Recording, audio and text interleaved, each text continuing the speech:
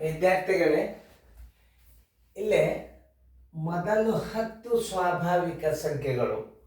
ಈಗ ನಾ ಇದನ್ನು ತಿಳಿಸಿ ಹೇಳ್ತಾನೆ, ಮುಂದೆ ಮಾದರಿ ಬರ್ತಾವ ನಿಮಗೆ, ಮುಂದೆ ಲಕ್ಷ ಕೊಟ್ಟು ನೋಡಬೇಕು. ಇದು ಭಾಳ ಇಂಪಾರ್ಟೆಂಟ. ಇದು ಸೈನಿಕ್ ಸ್ಕೂಲ್ನೊಳಗೆ ನಿಮಗೆ ಇತ್ತೊಂದು ಕೇಳ್ತಾನೆ, ನೆನಪಿಟ್ಕೊಡ್ರಿ. ಏನು ಮೊದಲ 10 ಸ್ವಾಭಾವಿಕ ಸಂಖ್ಯೆಗಳ ಸರಾಸರಿ. ನೀವು ಮೊದಲು 10 ಸ್ವಾಭಾವಿಕ ಸಂಖ್ಯೆಗಳದ್ದು ಗುರುತೇನು? ಎನ್. ಎನ್ ಈಜ್ವಲ್ ಟು ಏನು ಅನ್ನೋದು ಮೊದಲು ತಿಳ್ಕೊಬೇಕು. ಎನ್ ಈಜ್ವಲ್ ಟು 1, 2, ಆಮೇಲೆ 3, 4, 5, 6, 7, 8, 9, 10. ಇದು ಎನ್. ಎನ್ ಅಂದರೆ 0 ಇರಂಗಿಲ್ಲ. ಇದರದ್ದು 10 ಸರಾಸರಿ ಅಂತ ಹೇಳಿ ನಾವು. ಸರಾಸರಿ ಈ ಸಂಖ್ಯೆಗಳ ಎನ್ ಅಂದರೆ ಏನು? ಸ್ವಾಭಾವಿಕ ಸಂಖ್ಯೆಗಳ ಎನ್. ಎನ್ ಅಂದರೆ ಏನು ತಿಳ್ಕೊಬೇಕು ಮೊದಲು? ಸ್ವಾಭಾವಿಕ ಸಂಖ್ಯೆಗಳ ಸರಾಸರಿ ಎಷ್ಟು. ಈಗ ಎನ್ ಅಂದರೆ ಏನು? ಸ್ವಾಭಾವಿಕ ಸಂಖ್ಯೆಗಳು. 0 ಬರಿಬಾರ್ದು, ಇದು 0 ಬರಿಬಾರ್ದು. ಸ್ವಾಭಾವಿಕ ಸಂಖ್ಯೆಗಳ ಸರಾಸರಿ ಅಂತಂದ್ರೆ ನೀವು ಏನು ಮಾಡಿಬಿಡ್ಬೇಕು? ಈಗ 10ರಲ್ಲಿ ಅದನ್ನು ನೀವು ಭಾಗಿಸ್ಬೇಕು. ಎಷ್ಟರಲ್ಲೇ ಭಾಗಿಸ್ಬೇಕು? ಅದನ್ನು ಎಷ್ಟು ಅಂಕೆವಲ್ಲ ಅಷ್ಟರಲ್ಲಿ ನೀವು ಭಾಗಿಸ್ಬೇಕು, ಹೌದಲ್ಲ? ಅದಕ್ಕೆ ಏನಂತಾರೆ? ಸರಾಸರಿ ಬರೋಬ್ಬರಿ. ಸರಾಸರಿ ಬರೋಬ್ಬರಿ. ಸರಾಸರಿ ಬರೋಬ್ಬರಿ. ಪರಿಮಾಣುಗಳ ಮೊತ್ತ. ಪರಿಮಾಣುಗಳ ಮೊತ್ತ ಮತ್ತು ಸರ್ವಸ್ವಾಲೆ ಕ್ರಮ ಸಂಖ್ಯೆ, ಹೌದಲ್ಲ? ನೀವು ನೋಡ್ರಿ, ಕ್ರಮ ಸಂಖ್ಯೆ. ಪರಿಮಾಣಗಳ ಮತ್ತೆ ಎಣಿಸ್ಬೇಕಾದ್ರೆ 10 ಕ್ರಮಬದ್ಧವಾಗಿ 10 ನೆನಪದ ನಿಮ್ಗೆ. ಇವುಗಳನ್ನು ಹೆಂಗೆ ಹಚ್ಕೋಬೇಕಂದ್ರೆ ಕ್ರಮಬದ್ಧವಾಗಿ 10. ಕ್ರಮಬದ್ಧವಾಗಿ 10 ಅಂತಂದ್ರೆ ನೋಡ್ರಿ, ಇದು 10 ಆಯ್ತು, ಇದು ಮುಂದಿನ ಅಂಕಿ 11, ಇದು ಮುಂದಿನ ಅಂಕಿ ಎಷ್ಟು? 11. ಈಗಂತೂ ತಿಳಿತಲ್ಲ, ಇದು ಒಂದೇ ಸ್ಟೆಪ್. ಮತ್ತೆ ಕಂಡು ಹಿಡಿಬೇಕಾದ್ರೆ ಕೂಡಬಾರ್ದು. ಇದರ ಅರ್ಧ ಮಾಡಿಬಿಡ್ರಿ.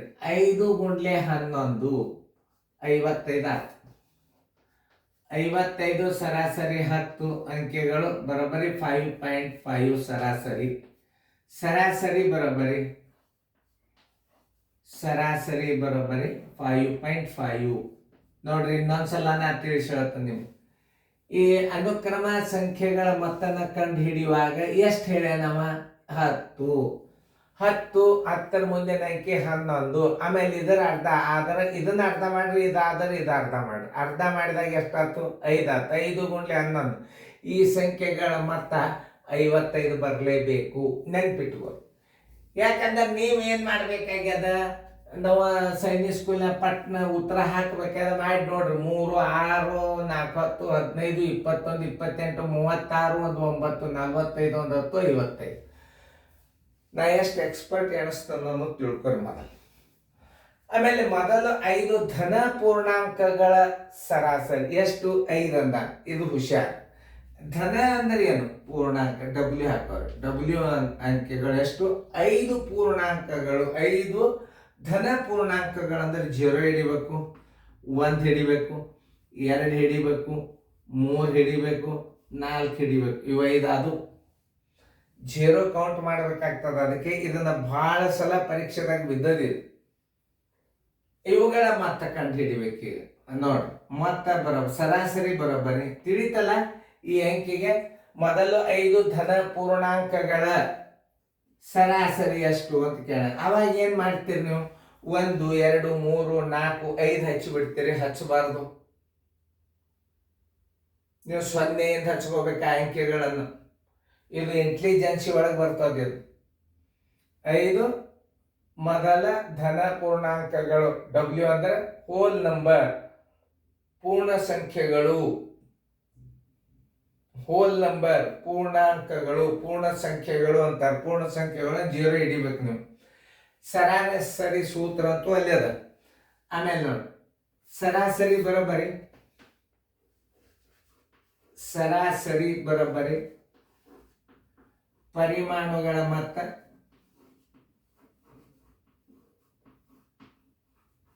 ಪರಿಮಾಣುಗಳ ಮೊತ್ತ ಮತ್ತು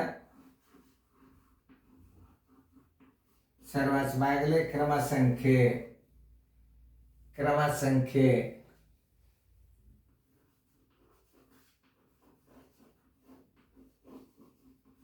ಇಲ್ಲಿ ಒಂದು ನೀವೇನು ಐಡಿಯಾ ಮಾಡಬೇಕು, ಮತ್ತೆ ಹೋಲ್ ನಂಬರ್ ಮೊತ್ತ ತೆಗೆಯುವಾಗ ಅವ್ರು 4 ಹೇಳ್ಯಾರಂದ್ರೆ ನೀವು 5 ಹೇಳ್ಯಾರಂದ್ರೆ ನೀವು 4 ಮೊತ್ತ ತಗೋಬೇಕು ನೋಡಿ. 3 1 3 6 4 10 ಅದ ಇಲ್ಲ. ಯಾಕಂದ್ರೆ 0 ಕೂಡಿಸಿದ್ರೆ ಅಷ್ಟೇ ಬರ್ತದ. ನೀವು ಭಾಗಿಸಾಗ ಏನು ಮಾಡಬೇಕು, 5ರಲ್ಲೇ ಭಾಗಿಸ್ಬೇಕು. ಅದನ್ನು 0 ಹಿಡಿದು 5ರಲ್ಲೇ ಭಾಗಿಸ್ಬೇಕು. ಕೌಂಟ್ದಾಗ 5 ನಂಬರ್ ಬರ್ತದೆ. ಮೊತ್ತದಾಗ ಏನು ಬರ್ತದಂದ್ರೆ 4 ಗುಂಡ್ಲೆ 5 ಮುಂದಿನ ಅಂಕಿ, ಇದರ ಅರ್ಧ 2 ಗುಂಡ್ಲೆ 5 ಬರೋಬ್ಬರಿ 10 ಆತಿಲ್ಲ ನೋಡ್ರಿ. 3 1 6 4 10, 5 ಒಂದಲೇ 5 ಎರಡಲ್ಲೇ ಬರೋಬ್ಬರಿ ಸರಾಸರಿ ಬರೋಬ್ಬರಿ 2. ನೀವು ಇಷ್ಟು ಫಾಸ್ಟ್ ಆಗಬೇಕು. ಸರಾಸರಿ ಬರೋಬ್ಬರಿ 2.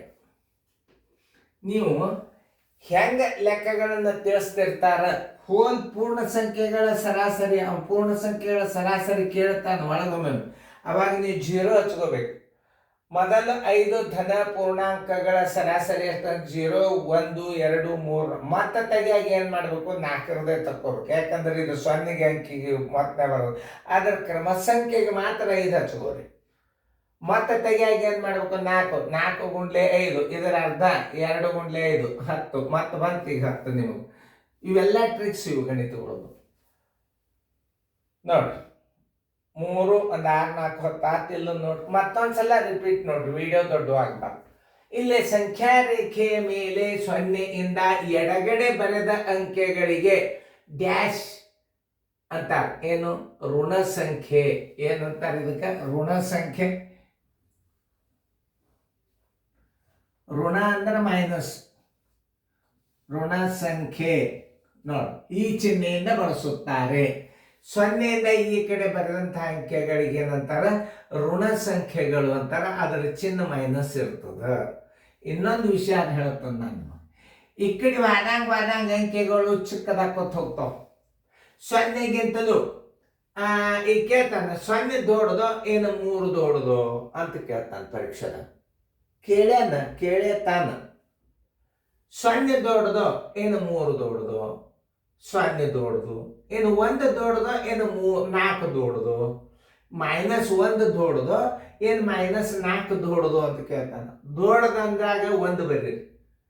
ಯಾಕ ₹1 ನಾವು ಕೈಗಡ ಕೇಳ್ತೀವಿ, ಇವು ₹4 ಕೈಗಡ ಕೇಳ್ತಾನಂದ್ರೆ ಸಾಲಗಾರ ಇದ್ದಂಗೆ ಅವ. ಈ ಕಡೆ ಅಂಕಿಗಳು ಹೆಂಗ ಹೋಗ್ತಾವ, ಹೆಚ್ಚಿಗೆ ಆಗ್ತಾವ, ಅವು ಚಿಕ್ಕದಾಗ್ತಾವ. 0ಯಿಂದ ಬಲಗಡೆ ಬರ್ತಕ್ಕಂಥ ಸಂಖ್ಯೆಗಳು ಧನ ಸಂಖ್ಯೆಗಳು ಅಂತಾರೆ. ಇವಕ್ಕೆ ಏನಂತಾರೆ? ಇವಕ್ಕೆ ಧನ ಸಂಖ್ಯೆಗಳು. ಧನ ಸಂಖ್ಯೆ, ಋಣ ಸಂಖ್ಯೆ, ಧನ ಸಂಖ್ಯೆ, ಋಣ ಸಂಖ್ಯೆ, ಧನ ಸಂಖ್ಯೆ.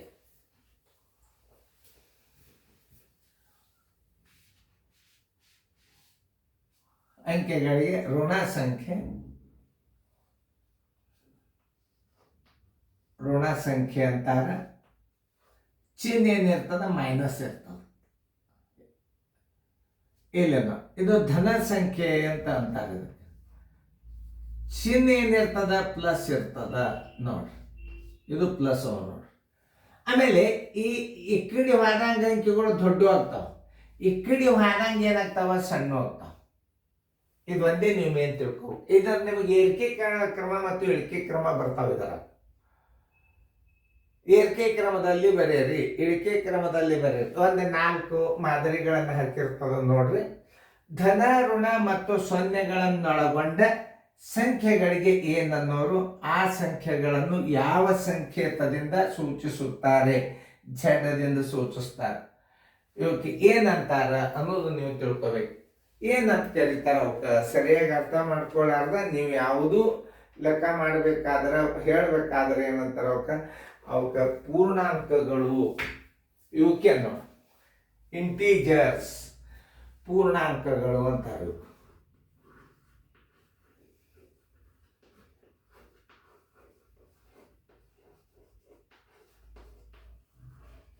ಇವಕ್ಕೆ ಪೂರ್ಣಾಂಕಗಳು ಅಂತಾರೆ. ಇದಕ್ಕೆಂದ್ರೆ ಇಂಗ್ಲೀಷ್ನಾಗ ಇಂಟೀಜರ್ಸ್ ಅಂತಾನೆ. ಇಂಗ್ಲೀಷನ್ನು ಬರ್ಬರ್ತೇನೆ ಮುಂದೆ ಬರ್ತಾವ. ಈ ಸಂಖ್ಯೆಗಳ ಬಗ್ಗೆ ನಾವು ಅಭ್ಯಾಸ ಮಾಡ್ಲಿಕ್ಕೆ ಎತ್ತಿದ್ದೀವಿ. ಇವತ್ತೊಂದು ಕೇಳ್ತಾನೆ, ಇವು ಬಿದ್ದೇ ಬೀಳ್ತಾವ. ಸರಾಸರಿ ಅಂದಾಗ ನಿಮಗೆ ಇದನ್ನು ವಿಚಾರ ಮಾಡ್ರಿ. ಇದು ಪೂರ್ಣ ಸಂಖ್ಯೆಗಳು. ಸ್ವಾಭಾವಿಕ ಸಂಖ್ಯೆಗಳಂದ್ರೆ 1ರಿಂದ ಹಚ್ಕೋಬೇಕು. ಧನ ಸಂಖ್ಯೆಗಳು 5 ಪೂರ್ಣಾಂಕಗಳ 5 ಪೂರ್ಣಾಂಕ ಅಂದ್ರೆ 0 ಹಿಡಿದು ಹಚ್ಚಬೇಕು. ಹಿಂಗೆ ನಿಮಗೆ ಕೇಳಬಹುದು. ಆಮೇಲೆ 0ಯಿಂದ ಎಡಗಡೆ ಋಣ ಸಂಖ್ಯೆ, 0ಯಿಂದ ಬಲಗಡೆ ಧನ ಸಂಖ್ಯೆ. ಧನ ಸಂಖ್ಯೆ ಋಣ ಸಂಖ್ಯೆಗಳನ್ನು ಕೂಡಿಸಿ ಒಟ್ಟಾರೆ ಹೇಳೋದಕ್ಕೆ ಏನಂತಾರೆ? ಇಂಟೀಜರ್ಸ್ ಅಂತಾರೆ. ಕನ್ನಡದಾಗ ಪೂರ್ಣಾಂಕಗಳು ಅಂತಾರೆ. ವಿಡಿಯೋ ದೊಡ್ಡದಾಗ್ತದ, ಒಂದು ಸ್ವಲ್ಪ ನೀವು ರೀಪ್ಲೇ ಮಾಡಿ ನೋಡ್ರಿ.